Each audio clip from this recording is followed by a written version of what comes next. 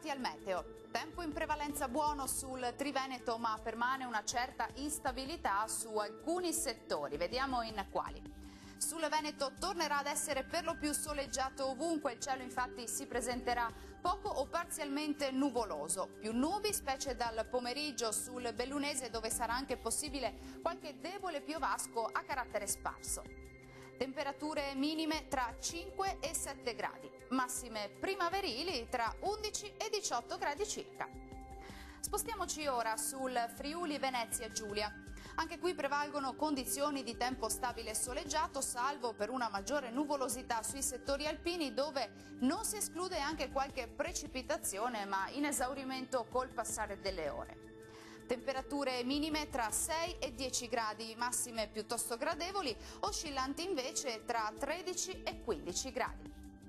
Diamo uno sguardo infine al Trentino Alto Adige. Saranno possibili locali foschie mattutine sulle vallate meridionali, ma in rapido dissolvimento. Più soleggiato invece sui restanti settori, ma con qualche nevicata sui confini alpini, tuttavia a quote medio-alte.